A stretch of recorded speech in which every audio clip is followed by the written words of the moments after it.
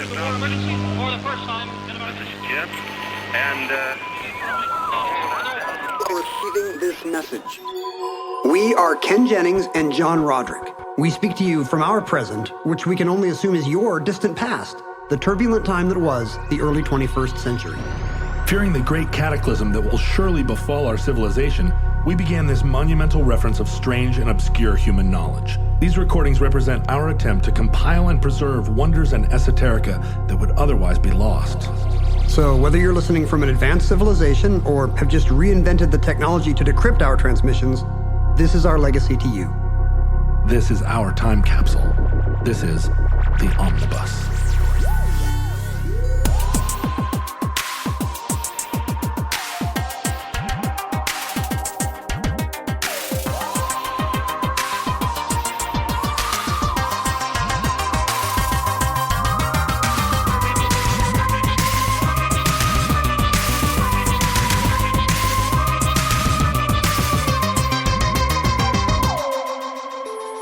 You have accessed entry 1403.DA0515, certificate number 42634, the Voynich Manuscript. Does anybody else count the letters in the message header? Why would anyone do that? The message header is 3 characters longer than it used to be. Not to give our listeners too much of a peek behind the curtain, but now that we're on a 1 episode a week schedule, it's required that you and I change our long and well-established recording patterns so that...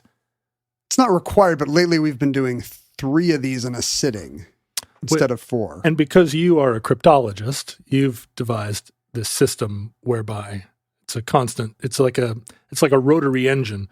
That's right. A triangle that's tripping through space. I'm really hoping the Nazis don't break my secret code, or Alan Turing, or whoever it is. But for how long have we been doing this show? 4 or 5 years? 5 years. 5 years. We have always recorded with you going first. At my request. And then I go second. You have to wait for me to walk into rooms. And then you go third. And then I go fourth. I've never... hardly ever, maybe one time. I can't remember. Did I ever do my episode first?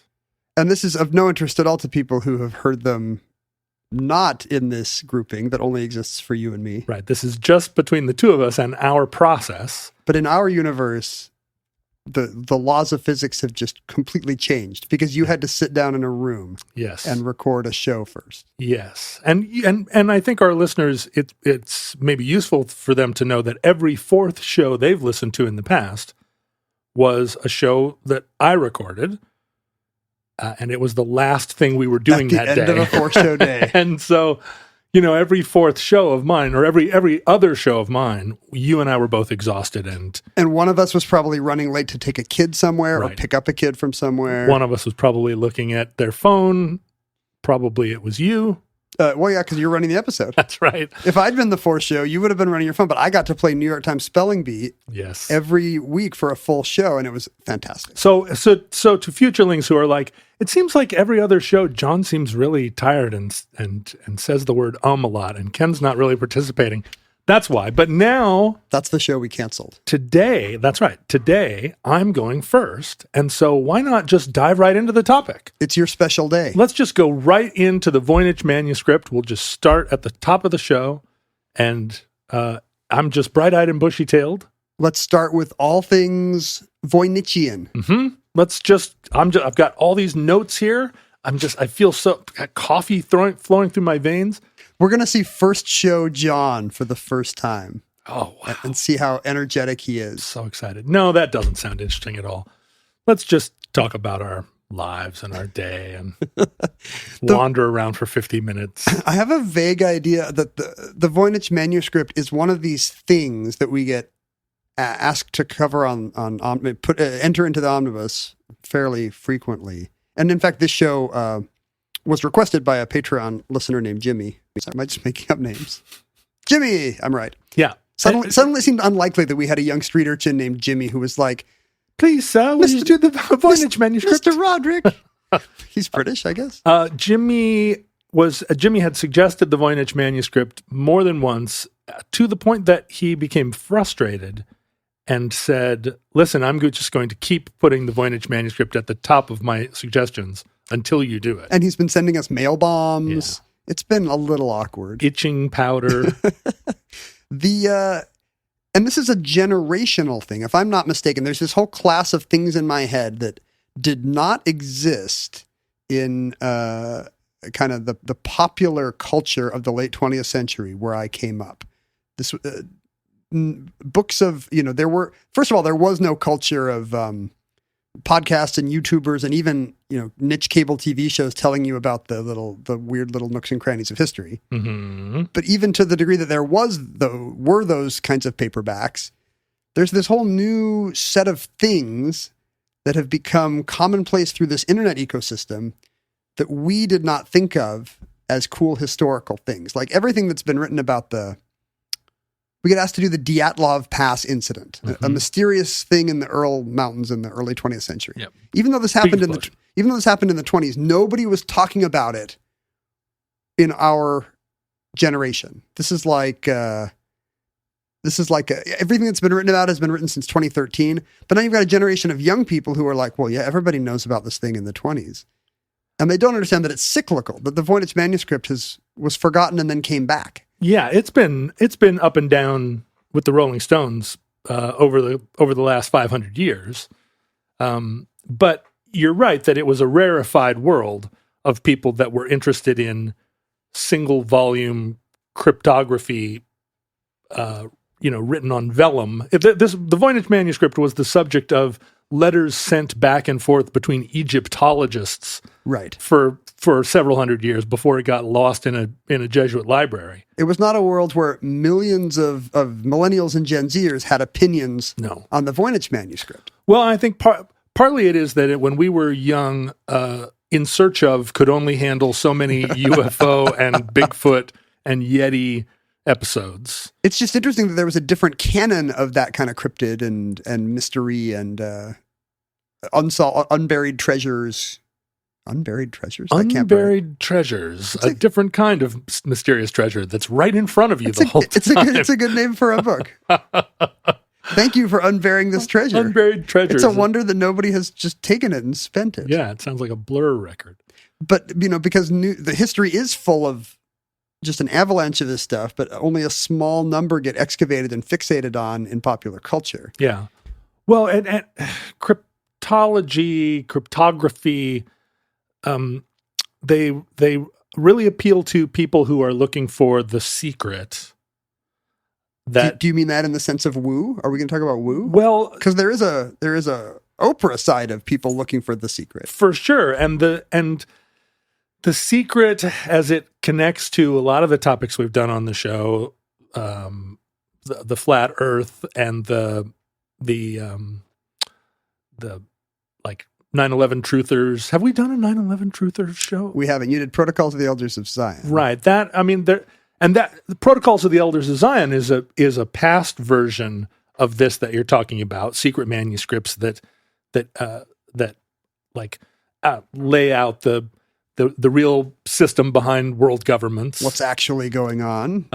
Although it wasn't. But now there is a temperature, I guess, in the world. There's always been the conspiracy that what we see is not doesn't reflect the reality of the situation. That really the world is being controlled from elsewhere. Secret subterranean puppet masters. But the woo side of it is also that there have been that there's evidence that we've had past visitations. There's such a profound desire to have there be a code, like a Rosetta Stone that allows us to unlock some mystery that then will make our own lives, all the mysteries of our own lives, the sort of pedantic, small scale, like I'm expecting a letter, why isn't it here yet kind of mysteries, that there will be some reason behind it, that life isn't just so random and so governed by inattention and dumbness. Are you drawing a straight line between the lost masters of Atlantis and why won't my ex-wife let me see the kids? I do feel like for a lot of people, I think there is some of that, right? Yeah, the it's so difficult to accept that the mistakes of global governance and of like late stage capitalism are mostly the result of just base greed and small scale dummies who nobody's watching. Nobody checked the figures. Governments aren't really capable of doing big scale conspiratorial things. Like, it just took a bunch of people kind of following their manuals, but not very well. And Yeah. all three of the people who could have thought of the thing in advance, not thinking of the thing in advance. somebody said to their secretary, like, I'm going out for the afternoon. Just tell them that that I was here, and I say yes to whatever they say. And then 9/11 happens. Exactly. And then Building 7 collapses, and who's to say? It was right there. Who's to say? It was right there, and then it wasn't. But I think this is a smaller. The Voynich manuscript is a subset of that, because it's so confusing in the work and detail involved in creating a thing that had no clear purpose or place. Like, there's not an Occam's razor-like solution to it. Every explanation for it seems equally outlandish. Is that kind of what you're saying? Well, there are lots of forgeries. There are lots of Sure. crude codes. There are lots of hoaxes. History's full of them.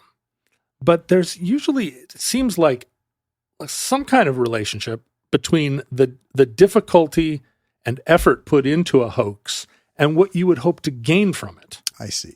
Right? Like, if you're going to fake Hitler's diaries, you're hoping to sell them to the Hamburger Zeitung, or the Frankfurter Zeitung, right? Who bought that?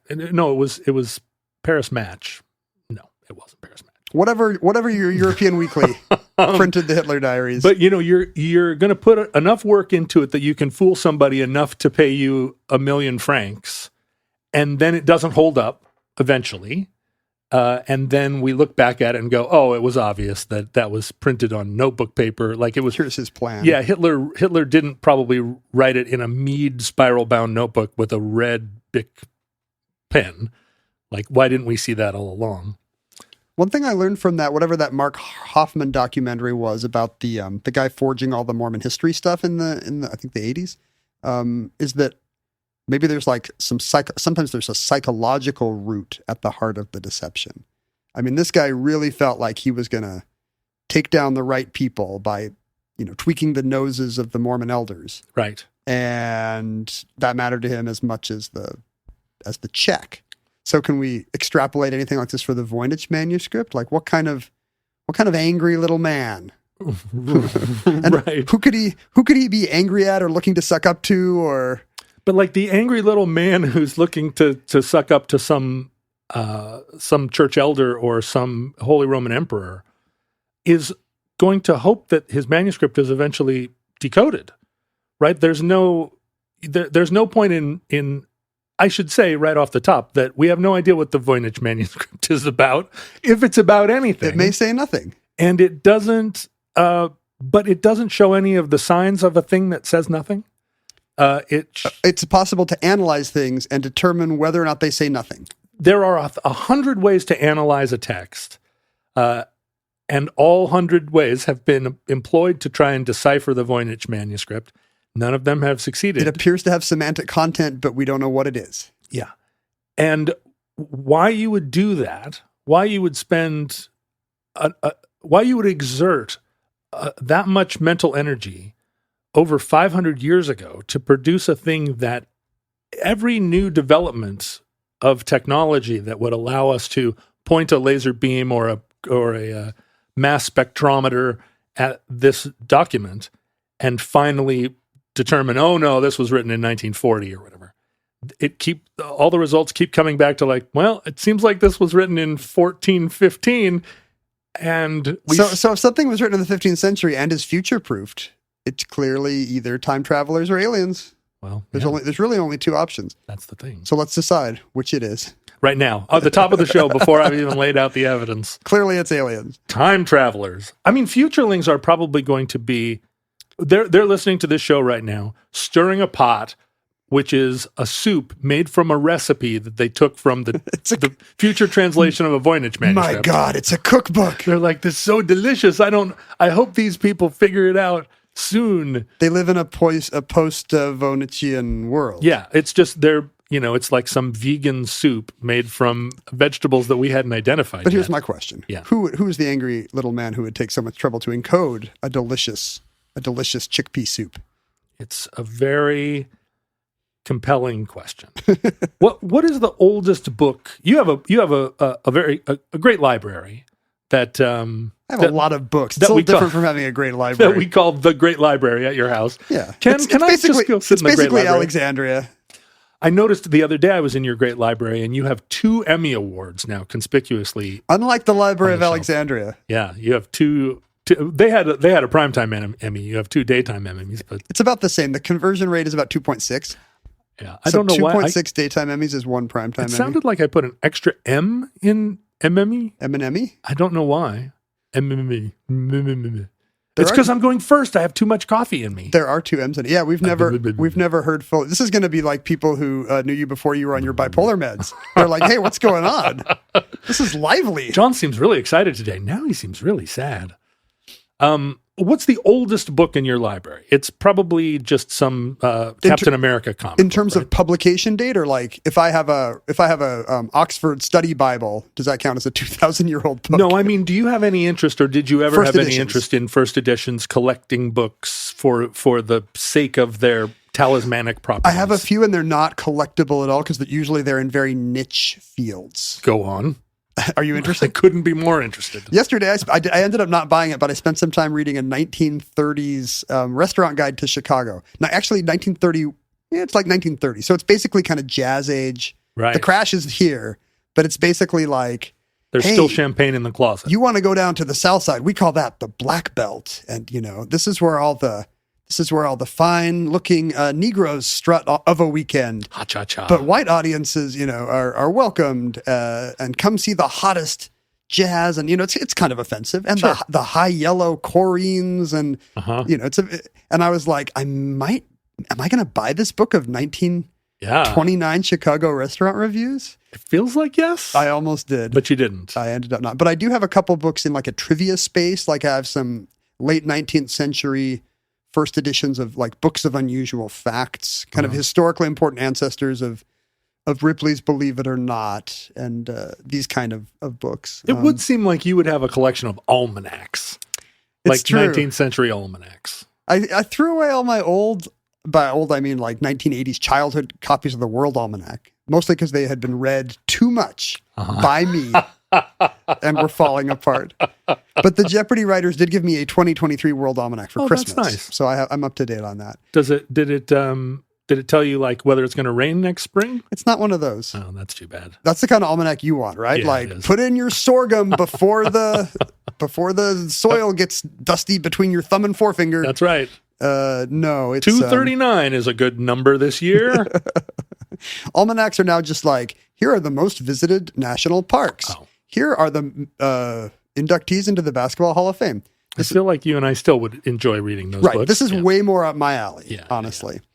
But no, the books I have are kind of 19th century, and they're beautiful. They're, because books back then have the gold leaf and right. even though they're kind of maybe cheaply printed things by odd little men, they are cool artifacts of kind of the dawn of an era of what if knowing things was fun instead of just for the schoolroom.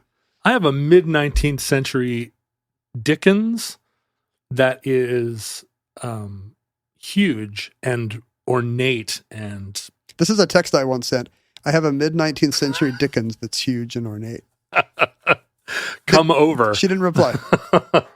It's a beautiful book. It's not like any kind of, a first edition Dickens, I think, would put all your Right. kids through college, Right. right?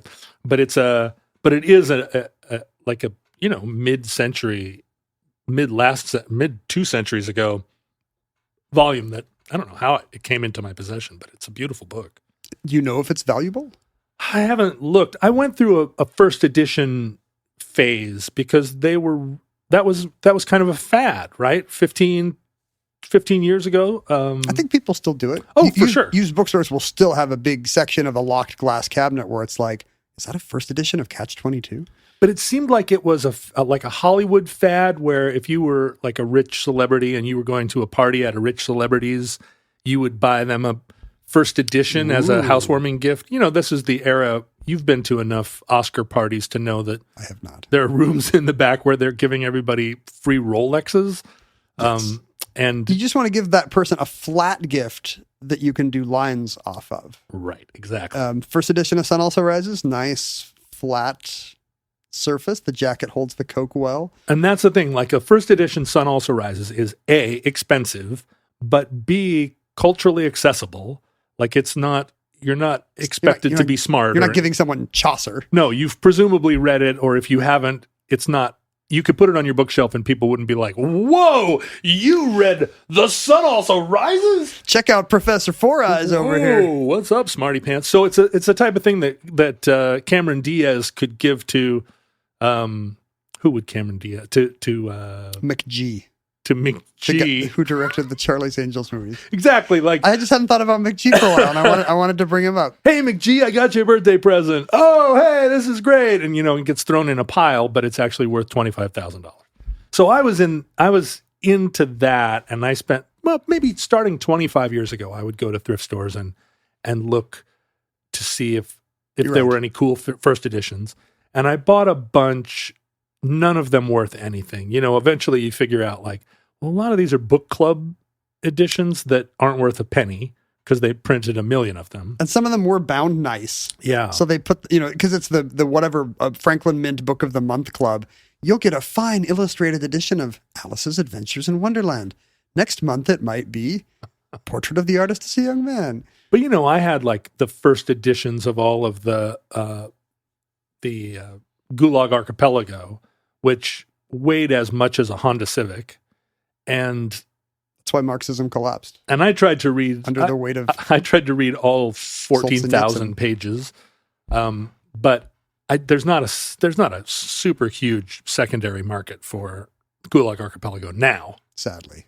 Although Sun Also Rises continues to sell. Once again, the free market economy defeats Marxist-Leninism. There it is. Here's my sign. I don't even know which one to hold up. They just printed too many copies of that because that's how controlled economies work. Ken, we've got a new T-shirt design after all this time. It's about time. Yeah, I know. It is about time. And not only is our new T-shirt design cool, but it does not incorporate artwork submitted by one of our fans. It is entirely your and my idea.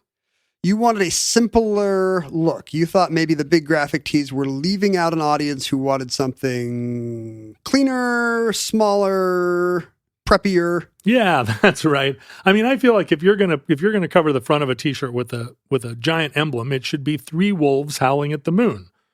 100%. Whereas if you're going to do as we have done and release 2 matching T-shirts, Ooh. a match set, one in black says over the left pocket, left breast, compatible with Marxism. Mm-hmm. And then a matching shirt in gray, but that says not compatible with Marxism. Are you with me? Are you with me so far? In hindsight, maybe we should have done Marxism on the left and anti-Marxism on the right. Oh, that would have been smart. It didn't occur to us. Well, next time. But this is your chance to vote with your dollars. Do you want the compatible with Marxism omnibus t-shirt or the not compatible with Marxism omnibus t-shirt? We don't know. We won't know who won the Cold War until the numbers are in. So, futurelings, if you love talking about omnibus and love talking about politics with strangers and economics, which I'm guessing you all do in one form or fashion, these t-shirts are real conversation starters, even if you never leave your house. You and your significant other or insignificant other, depending on how compatible with Marxism you are. You can argue about the collectivization of farms for days. Yeah, you can wear opposite shirts on certain days and let that, ignite conversation over the breakfast table. Go check out our friends at Mediocrity own the means of production. So go to omnibusproject.com/store and follow the links to these cool new Marxist-themed t-shirts. They're so cool.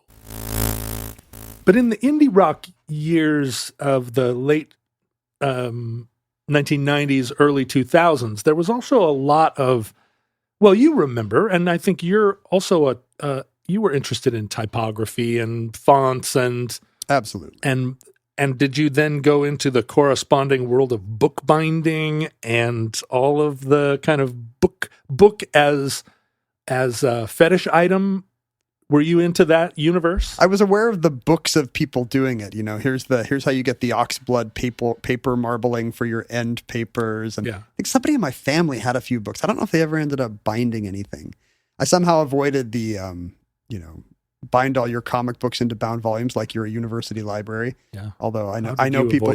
I know it's amazing. People were falling to the left and right of me as I went over the top. I can't believe you didn't do that, but yeah, you were busy, I guess.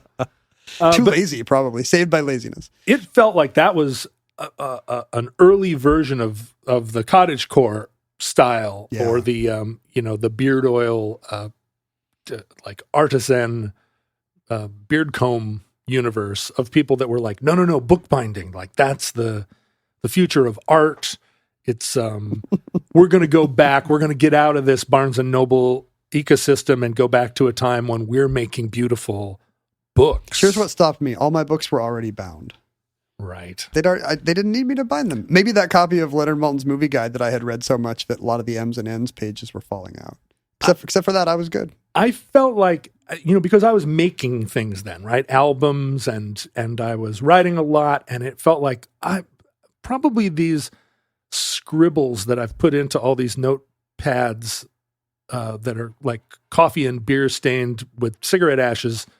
This isn't going to be a bestseller, right? I'm never going to publish this stuff anywhere reputably, and I wouldn't want to because it's embarrassingly bad.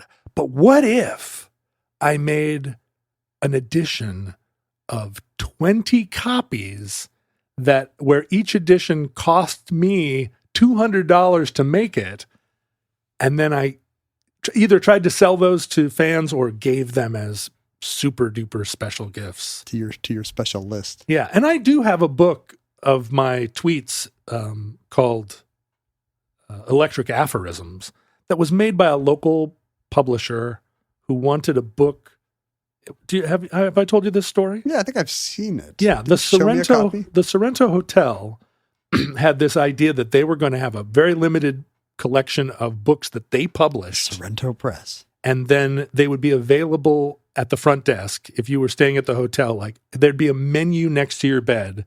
Hey, here are some books that you could order. Aren't they still kind of book themed? Do they still do the silent reading events in the lobby? Christopher Frizzell's silent reading is there. Yeah. So they took it's so crazy now that they took my tweets from my first year on Twitter, which was 2007. Jeez. Back when I still believed that all tweets had to be exactly 140 characters long. And they made a 365-page perfect bound book of that first year of tweets. And it was available at the hotel. You might have been the first, ironically, you of all people might have been the first person to have a print run of your tweets. And they ended up being popular enough that the publisher then made a second and then a third round of them. People were buying them. Did they look nice, by the way? Because the problem with self-publishing today is that we've totally lost that kind of bookbinding artisanal fad, and now self-published books are the ugliest not just books, but the ugliest objects in creation. They're interesting.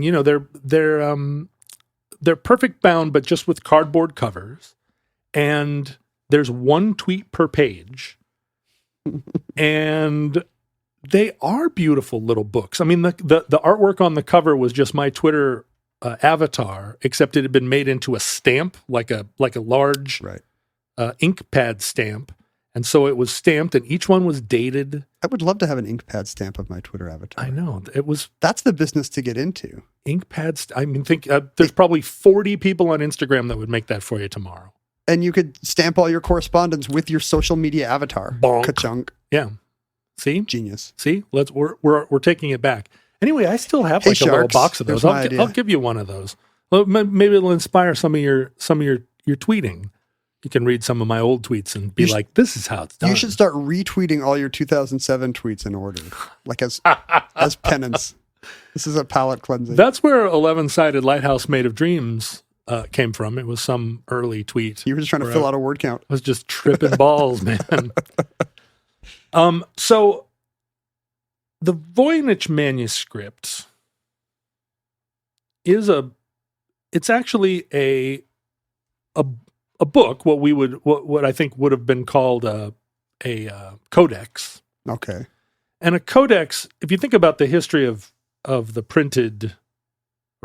the history of documents, they were mostly scrolls up until... You'd roll them up and put them in a cubby. Yeah, Bookshelves looked like a hotel key wall. Up until medieval times. Scrolls were the preferred, largely the only way to hold documents. And I think the first real technological innovation, the first thought technology around scrolls was they started to write on them sideways. So instead of starting at the top of the scroll and writing a continuous document as it unfolded, or as it unrolled, rather. Kerouac style. You would turn it sideways and write in columns. Why is that better? Because then you could, rather than roll it up, you could fold it accordion style and carry it flat, right? That's the one problem with a scroll is if somebody sits on it, then you've got like a flat tire. They had the worst possible shape for books, and suddenly they were like, wait, these should be flat. These should be flat. Then Cameron Diaz can do coke off of them. And I think putting text in columns also has a kind of... It facilitates comprehension. Ease of reading. Yeah, that's why.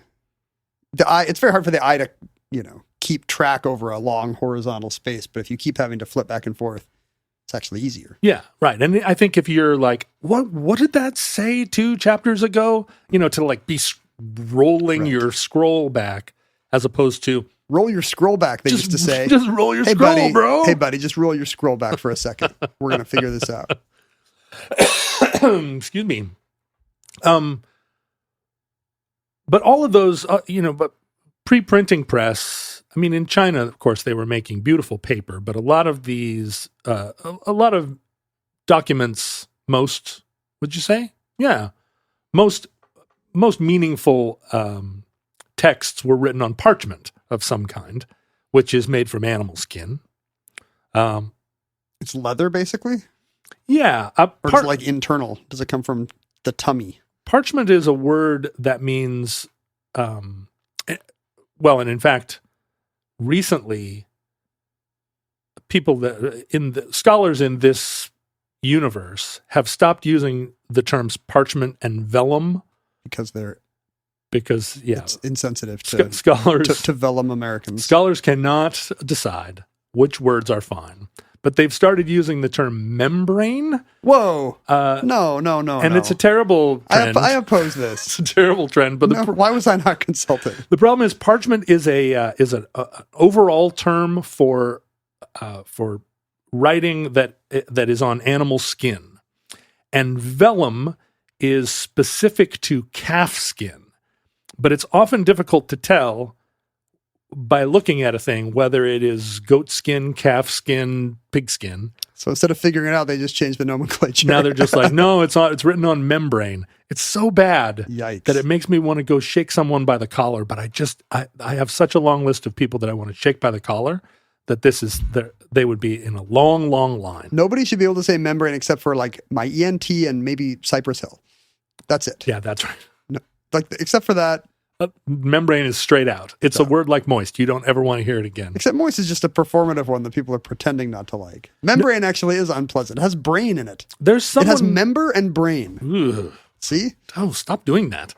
There's someone in this house this bunker that's on a level somewhere above us that honestly, if you say the word moist around them, they will become very agitated, and I just don't understand it. Do you think it predated the this is like the dancing fever of medieval times? Yeah. Did this person actually dislike the word moist before it became a thing to dislike the word moist? As long as I've known them, they've claimed this.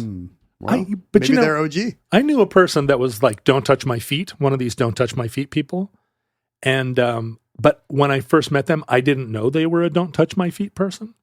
And I was in a situation with them in an environment where Where foot touching is customary? well, where I ended up holding their feet, touching their feet in a room full of people. Are you guys acrobats? No, Were you- of a kind. And someone else in the room gasped audibly and was like, "Oh, you're holding her feet." And then she realized I was holding her feet, although she had been very aware I was holding her feet. But she became aware that she was being observed with someone holding her feet. And all of a sudden, It's against her brand. it was a huge event. And I was like, wow, but I've been holding your feet for like 15 minutes. So it did definitely make me think, is it really holding your feet that's the problem? This, by the way, is not a way to trick people out of their Oh, no, don't. mental oddities. Don't be like, you said you're gluten intolerant, but guess what? I put a whole loaf of Wonder Bread in your smoothie. I served you both of your sons in a pie. Classic You said you weren't a cannibal. mythological pranks. So how do we get into the Voynich manuscript here 30 minutes into the show? Yeah, let's dive right in. So the Voynich manuscript only appeared in our minds, as you were saying. This is a thing that that every millennial internet surfer is aware of, I guess. But you and I had never heard of it until Right. fairly recently. But the world was not super aware of the Voynich manuscript outside of a very small niche of people until World War I, around World War I. An antiquarian bookseller who was a sort of Polish-Lithuanian expat who had moved to London by the name of Voynich, Wilfrid Voynich, or I guess in the Polish-Lithuanian it would be Wilfrid Voynich. W's or V's and V's or W's? Yeah. Get it together, Polish Lithuanians. And he was a kind of he was a Polish aristocrat, but from Lithuania in the style of the Great Polish Empire. The Poles had colonized Lithuania, and he was a late 19th century anti-Russian revolutionary who'd been imprisoned in Siberia and had escaped and made his way to London, full of intrigue, sort of he was a revolutionary pre-Lenin, and had acquired a kind of working knowledge of 18 languages, and somehow fell into the book trades in late 19th century London as an aristocrat might do, an educated aristocrat that didn't know how to do anything, Couldn't do a trade. And this was at a time when book selling was a real fad and an indicator of a certain class. And then he was successful in his book trade. He was someone who had a good fortune to discover some rare books. He famously came upon a copy of the Mallarmé translation of the Bible, and he was the Italian guy who first translated the Bible from Latin to Italian.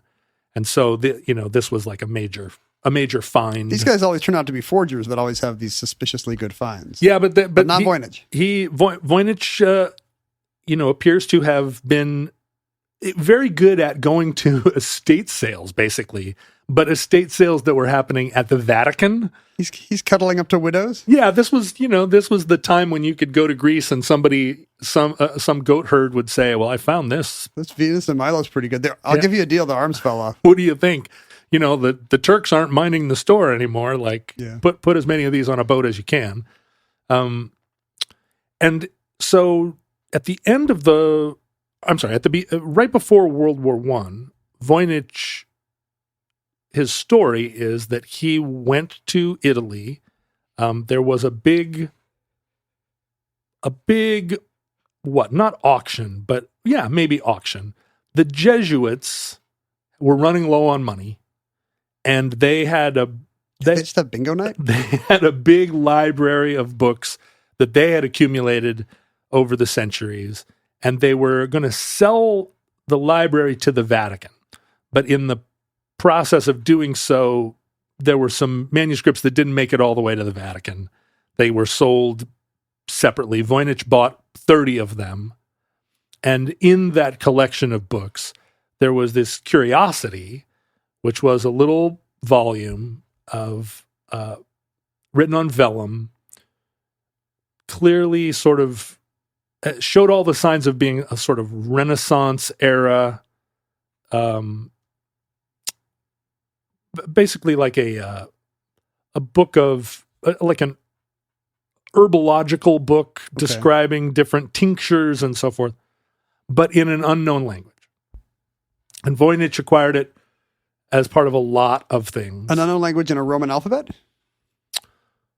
In an alphabet indecipherable, an unknown alphabet. And in addition to being an unknown alphabet, it went into great detail describing plants of unknown origin. How, do they know this via the illustrations? Yeah. Or? Oh, I see. Detailed illustrations of plants and then astrological kind of star chart, horoscope stuff, but also not really.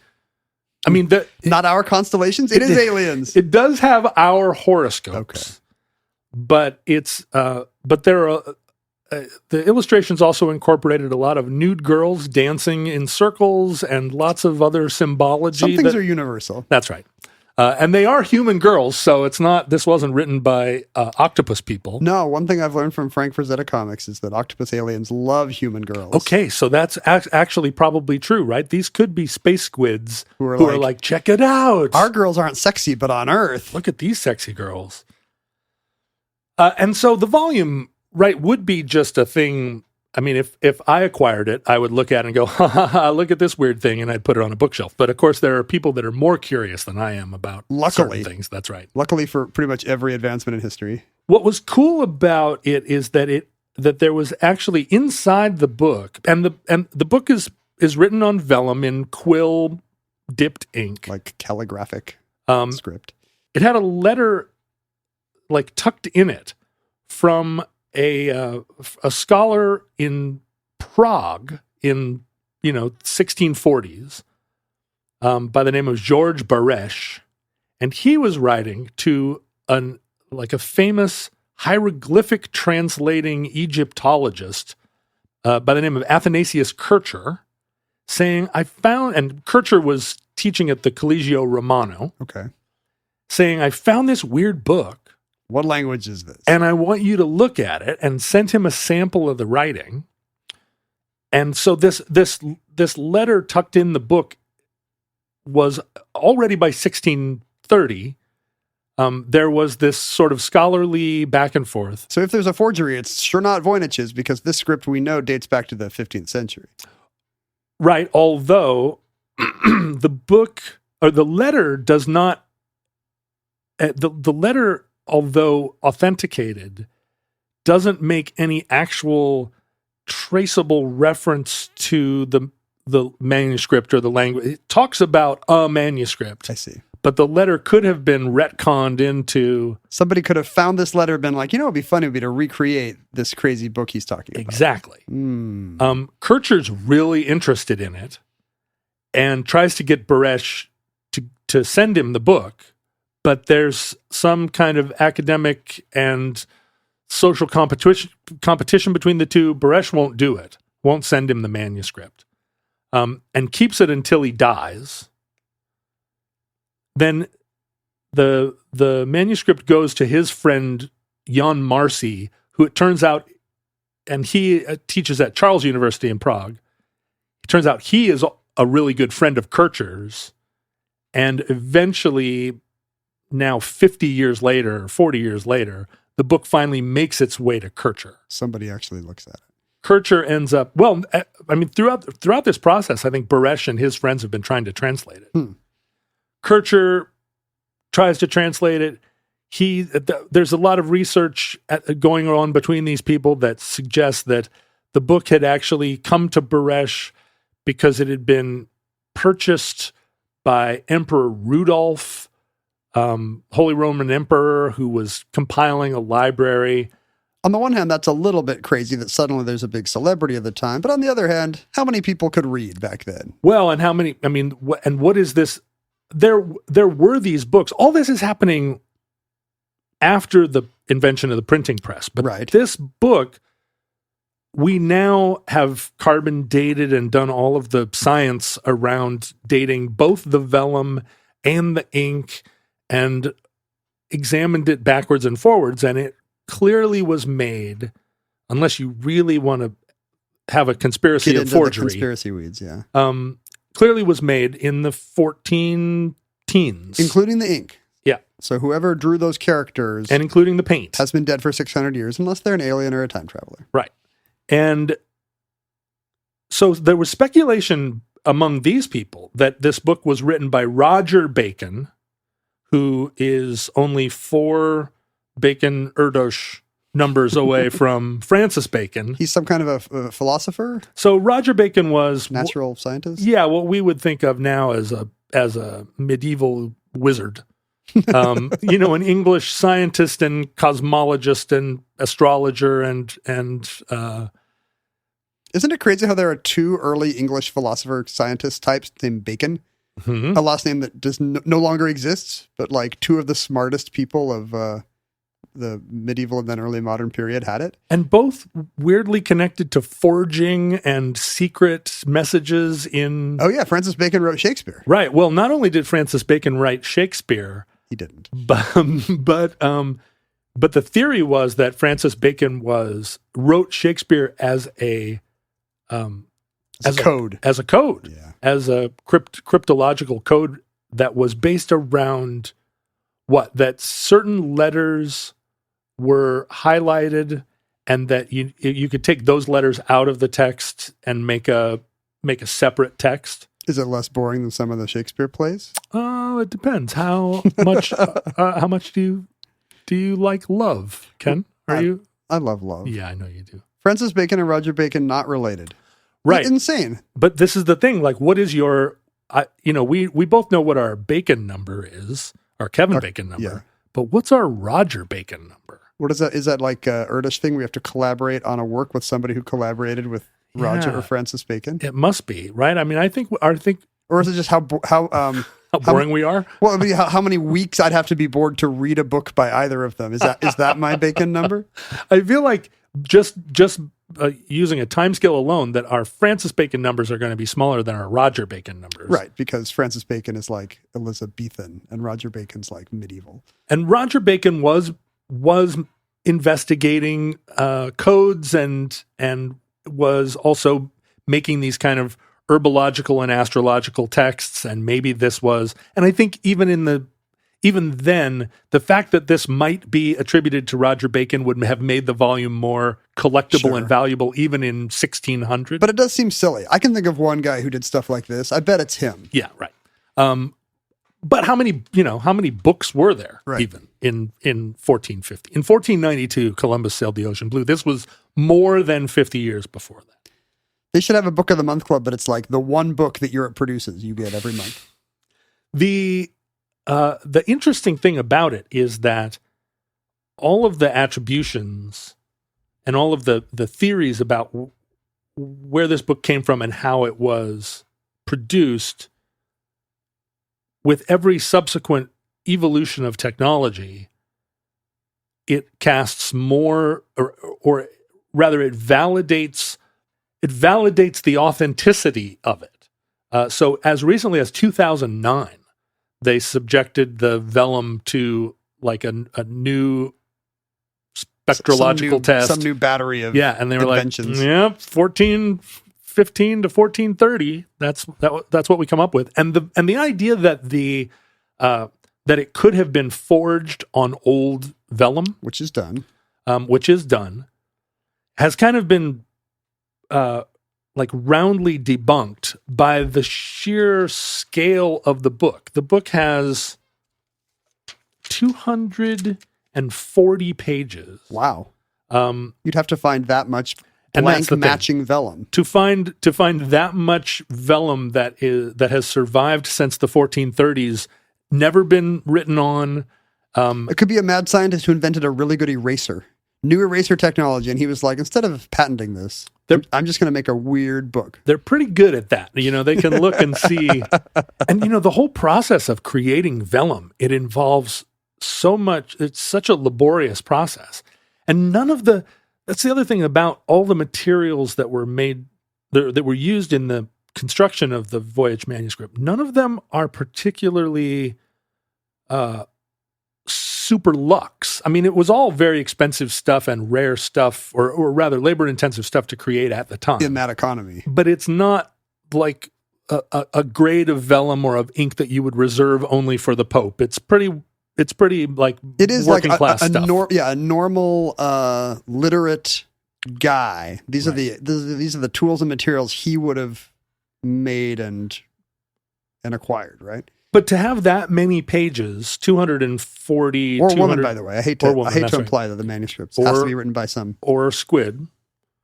It would represent about 15 entire calf skins to create... 15 calves. 15 calves. So much veal piccata going to waste. You can't get a calf skin without a calf. Without skin and a calf. You know what I mean? Sadly, it's the only way. And no calf can produce 2 calf skins. No.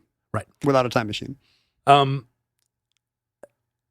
looking at what's in the book, it's fairly clear that it's an incomplete volume, that originally there would have been at least 272 pages. So we only have... It's like my Leonard Maltin movie guide. Pages fell out. Yeah, that's right. The M's and the N's fell out. Although in this case, what fell out was... you can tell that there's astrology stuff or astronomy stuff that's missing. It's got all the zodiac signs except for Aquarius and Capricorn. So January and February are missing. So we know at least, unless that's part of the weird code, the beginning of some section is gone. Yeah, we know that, and this was commonplace. Books were bound and rebound, and books were made out of what are called quires, which are little sections of folded calfskin. You would take a piece of calfskin, you'd take 4 sheets of it, you'd fold it into 8 leaves, which represented 16 sides that you could write on. It's pretty analogous to how paper books are assembled today, the folios in modern publishing. I think a quire now is 25 pages because of quire inflation. So it's clear that probably 2 whole quires are missing, maybe more. Maybe there was a whole section on like squid human love that is gone. All the hentai has been taken out. It's tragic. Anyway, so Voynich acquires this book in 1912 and immediately also kind of is looking for answers to it. It's a curiosity. He's educated enough to know, like, I don't know what this is and there's nothing about it. Yeah, and he's a successful bookseller. He expands to New York City and has then a London and New York store, and at one point it has $1 million worth of volumes, pre and post war. It's a lot of money back then. It was. He gets people examining it in a modern context, and over the centuries, a lot of work was done to try and lay out what we're looking at here. Was this a natural language that had been encoded? Was it a constructed language? It can't be a lost language, right? If there's a 15th century language, we'd know about it. Yes, but is it a natural language that's using substitution, right. has been turned into some kind of a cipher? A cipher. Yeah. Is it a phonetic representation? Like shorthand. Right. Is it shorthand? Yeah. Is it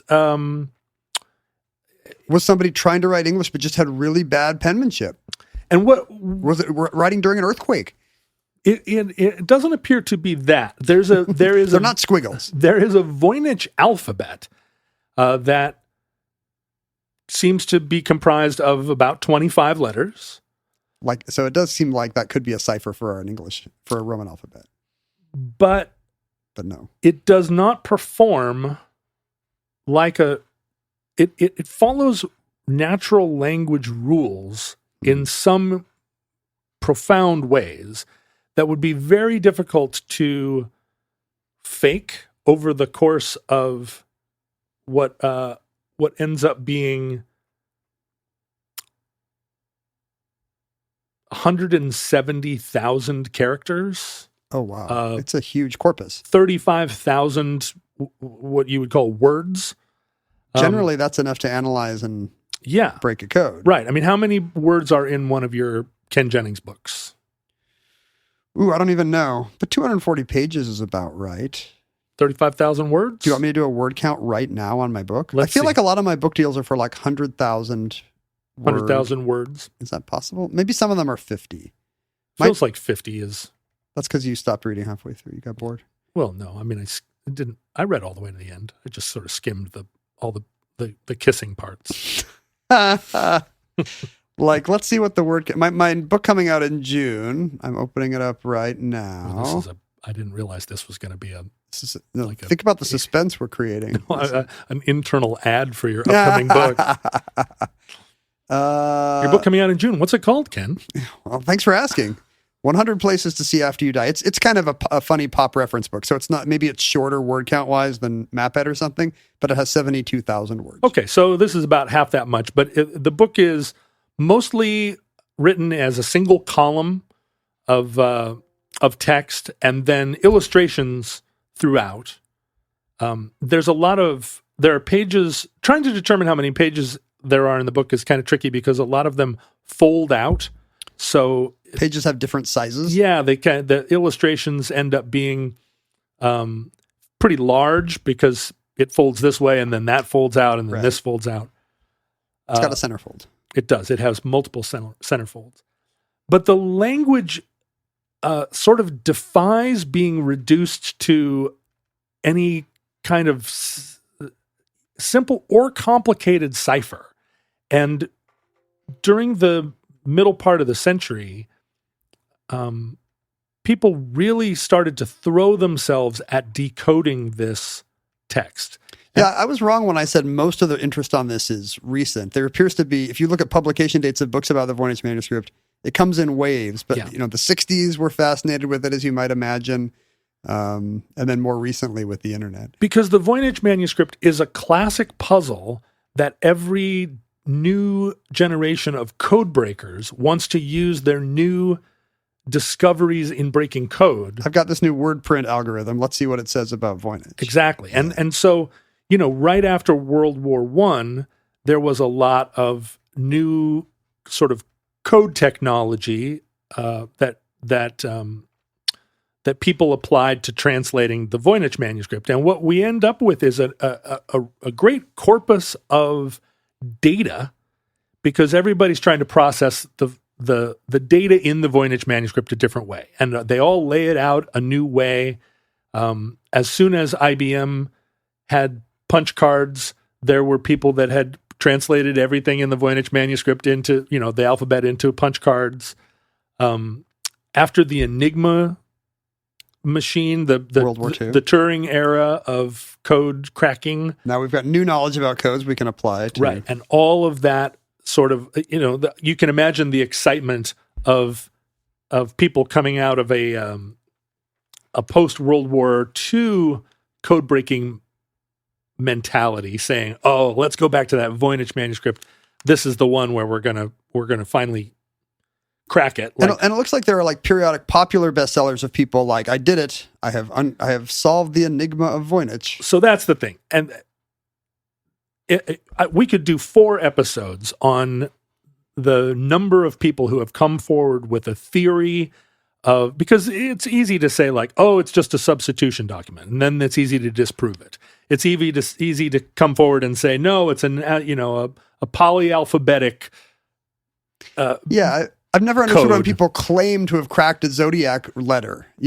Right. Look, you either cracked it or you didn't. Like it'll be clear whether your solution is a solution or a theory. Well, what you get is a lot of people that do like any kind of puzzle solving, where if you assume this, and this, then this means that. Then you can see, if you agree with me that every time at the end of a word, the pen stroke kind of leaves a mark going up. If you agree with me that that's a vowel, then what this is a book of recipes for. But obviously, it could not be a full solution where that theory holds throughout the manuscript. Right. All these have to be kind of just partial hand waving attempts. And that's what happens. There has yet to be an uncontroversial cracking of the code. Every time somebody comes forward, they manage to translate 18% of the document or claim to have translated 30% of it, but they can't show their work.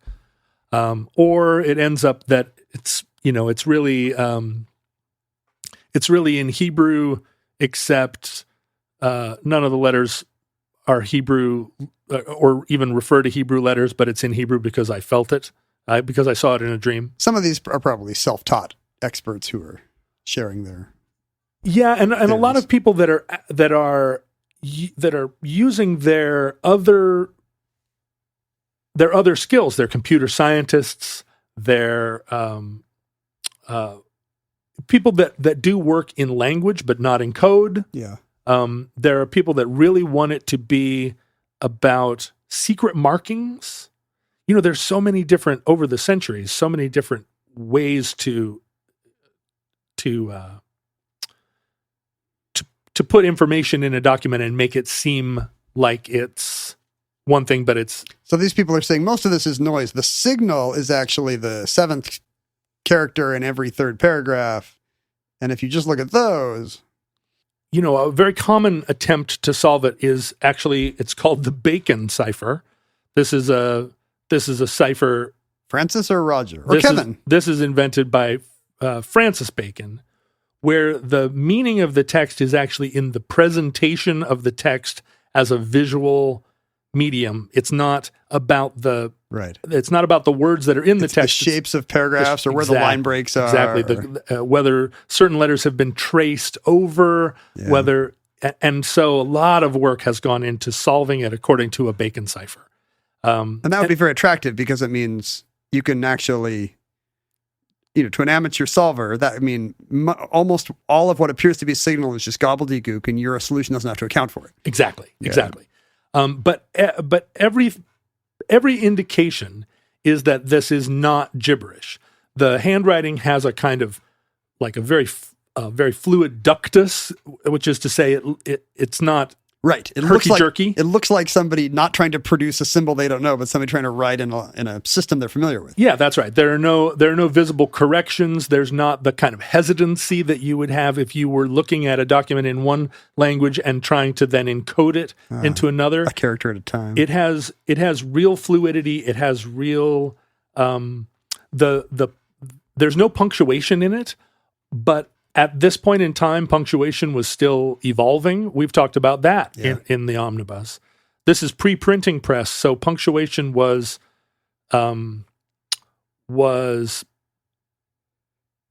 still very not random over across authors, but still optional. But it is standardized. It is broken into paragraphs. And it does. I read a thing the other day that said that if you say or somebody on the Futurelings site said that I say a lot.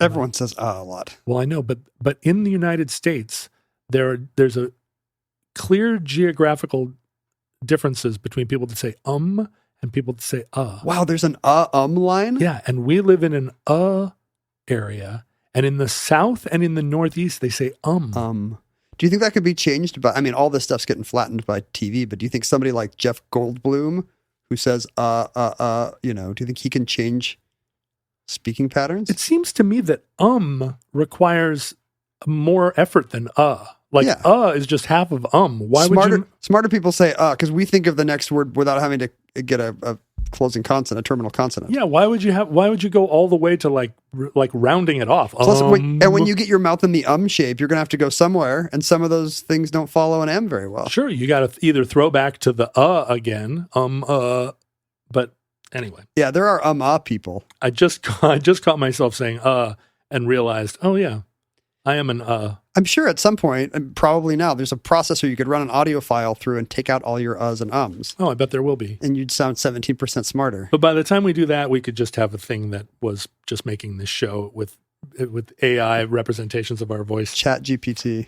The book itself is separated into 6 sections, and those 6 sections kind of align with books that were commonplace at the time. It's an herbal glossary, like an herbarium. It has astronomical and cosmological and pharmacological or pharmaceutical. It's an exegesis of that kind, all of that sort of natural world stuff. It's a handbook. Pretty much all of science that exists at the time. Right. This is their Encyclopedia Britannica. They're just a lot dumber than we are. And although I was kidding, it really does have a lot of recipes.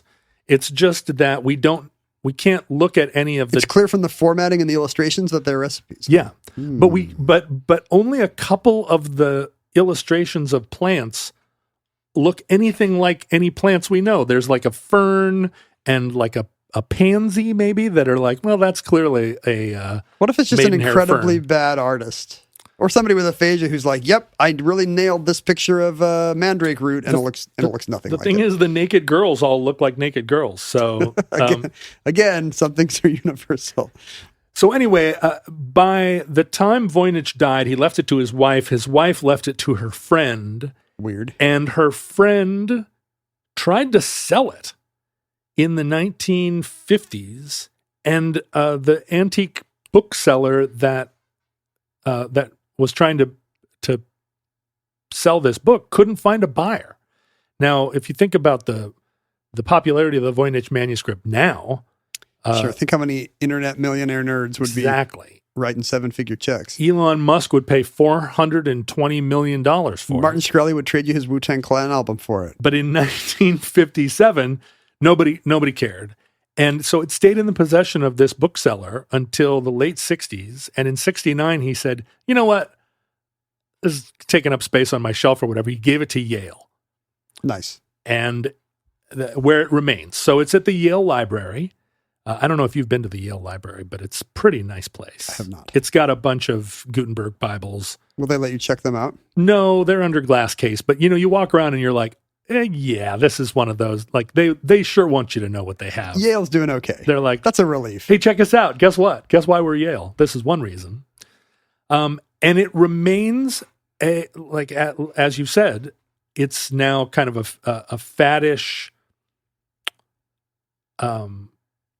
puzzle for a generation of puzzle solvers. No attempt to translate it has yet produced any reliable results. It sits there as a thumb in the eye to all of us. It seems impossibly complicated and internally consistent to be a forgery or a hoax. It would represent the life's work of someone composing a fake language that shows all signs of being a real language. And even today, a lot of the questions involved here are, what do you believe about, what are your beliefs about how history and time period change people? Do you think of a 14th century person as basically us with a different kind of education? Or is his or her brain fundamentally different because of how they've been trained to think about the world? Do they, you know what I mean? Like, yeah. If you postulate a 21st century person who's like, you know what, I'm kind of a fun art project kind of a guy, I'm going to spend 10 years putting together a Voynich manuscript. Maybe that kind of person with all their resources, online, whatever time's available to them, they can do it. But it's hard to imagine the 14th century person, 15th century, early 15th century person who can, who has the free time, who has the educational resources, who can master all the physical skills involved. There's a lot and of just the imagination. We now live in a world where we're kind of aware of this kind of a fun art piece. Who would have that idea in the early 15th century? What's curious is that the writing between scholars who had seen it and who wanted to see it and who studied it in the time, they all speculate about the author and about the author's motivation. And they have a lot of the same speculations that we would. Like, well, the only reason you would do this is to sell it to a wealthy person who would be, who would think it contained the secrets of the universe. But why wouldn't you make it more like that kind of a if document? If you were trying to pawn this off as the product of Roger Bacon, why wouldn't you have more evidence that Roger Bacon had done it? If you were trying to sell this to Emperor Rudolph as a hoax, why wouldn't there be more clear if you wanted to things to appeal to him? If you wanted to have magic elixirs in it, why aren't the plants real? Right. Yeah. If supposedly it's a cure for scrofula. And so is it a person who, is it made by a person who truly is, I guess it could be, mental illness sure existed then too. Right. The product of someone who is a fantastical thinker, like a hermit type character who's making raw art in their attic. Right. Outsider artist type, genius jokester type. I don't know. Just like dumb Kevin, or with the sense that he's somebody, a neurodivergent person whose brain is just working at a different level than anybody in any century since. But even then, for a person like that to be working in complete isolation and produce one volume that finds its way into the, all the way to the doorstep of the Vatican, but no other sign that... Maybe he did so many and they got lost. He was so good at this, he could turn out one of these every 6 months. And they're going to start turning up now. Well, yeah, forgeries. Well. And that concludes the Voynich manuscript. Entry 1403.DA0515, certificate number 42634, in the omnibus.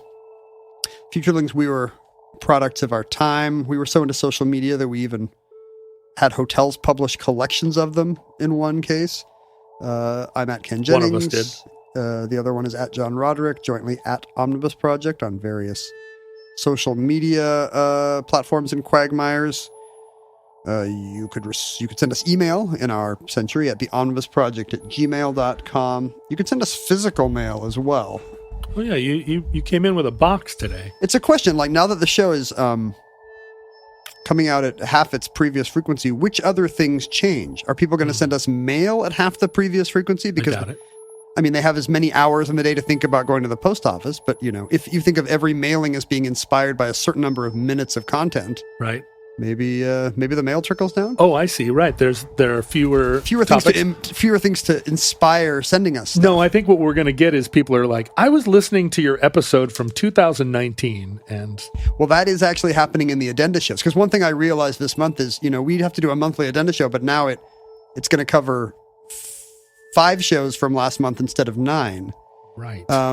But luckily, we are absolutely getting a corresponding increase in, hey, do you remember when you guys talked about the SS United States or whatever? And I'm like, barely. I think my kids were still in elementary school.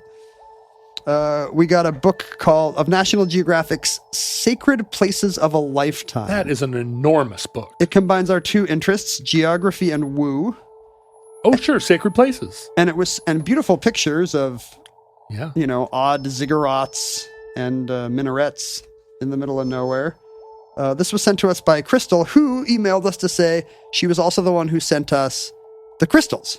Oh, Crystal, you made my Christmas You gave me a crystal Christmas. A very crystal Christmas. Did I talk about this already on the show, or did you and I talk about it separately? I think we might have recorded it. I definitely on Christmas Eve, I didn't have enough stocking stuffers, and I found crystals. You found a strange magnetic power drawing you to this table. I did. I went down to the mailbag and I was like, come on, there's got to be something in here.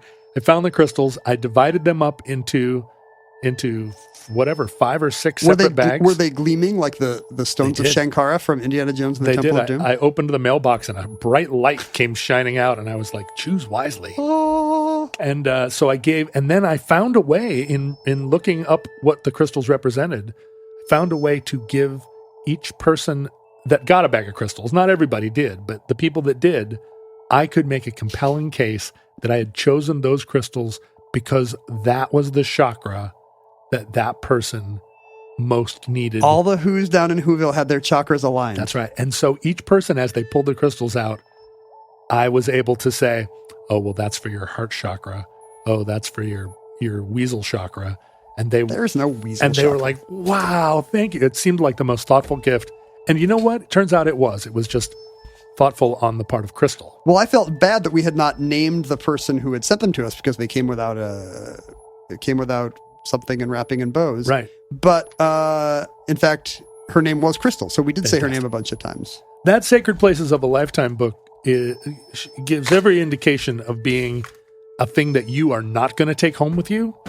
There are some things that you leave here, and that one seems like one you're going to leave. You're kind of implying that I take all the good stuff. And I don't think that's true. I think I leave everything here because I don't want this stuff to accumulate in snowdrifts in my house. I'm going to give that to my daughter, and I'm going to be like, look at this book that I got for you, sweetheart. And she's going to really dig into it and say, like, Dad, look at all these ziggurats. The pictures on the front seem chosen to appeal to a broad array of people. Like, here's Easter Island for world travelers. Mm-hmm. Here's Devil's Tower for, patriotic national park stampers. There's that Rio de Janeiro Christ. Right, but here's for your Christian audience, here's Christ on Corcovado or wherever it is, Christ of the Andes. I don't know which one that is. There's also like some kind of a New England chapel, a whirling dervish. Sure. All kinds of mysticism and belief are represented here. You got the Kaaba on the back. It's really good. Awesome. And then what do we have here? This has got to be fake. Listener J. Wesley Hardin. What? That's a pet name. Come on. Is a fan of Omnibus, and his band Old Lonesome just recorded their first record, in late 2019, but, they haven't been able to tour on it due to COVID. And they pressed it on vinyl. It is. Where are they? I'm trying to see where they're from. Oh, and it's engineered in Nashville. It's got artwork reminiscent of like Decca records from the 60s. Yeah, the design's really nice. It really is. And so he sent us 2 copies of the Old Lonesome's first record, Turn It On. That's delightful. Thank you, Jay Wesley, if we can call you that. Thank you, Jay Wesley. Those are beautiful. He is apparently a bassist and vocalist, says the liner notes here on the back. And a bunch of stickers for their band. So if you ever want a sticker that says Old Lonesome to wear on your forehead or something when you walk into a party. Not to keep giving all these gifts to my daughter, but she's really into stickers now. And like a lot of people who are newly into stickers, doesn't really care what they say. She'll find a way to make Old Lonesome part of the world. Both my kids had phases where they absolutely had to cover some object with stickers, so it was all surface area. Like, why does my Contigo flask not have enough stickers on it? I would make a joke about it, except that I have a guitar case that is entirely covered with stickers, so I did it too. We have so much mail. Here's Ty, as in Budapest, and he confirms that taking the train across Hungary is indeed faster than walking. There you go. Can confirm. I would have assumed, but thank you for your empirical evidence. Sparky, I believe our truck driver correspondent, must have been in Providence, Rhode Island. And this says, any written notes from 1906 will be considered null and void. They will not be included in the official record. Huh. See, if you're wondering how the Voynich manuscript gets written, think about something like this.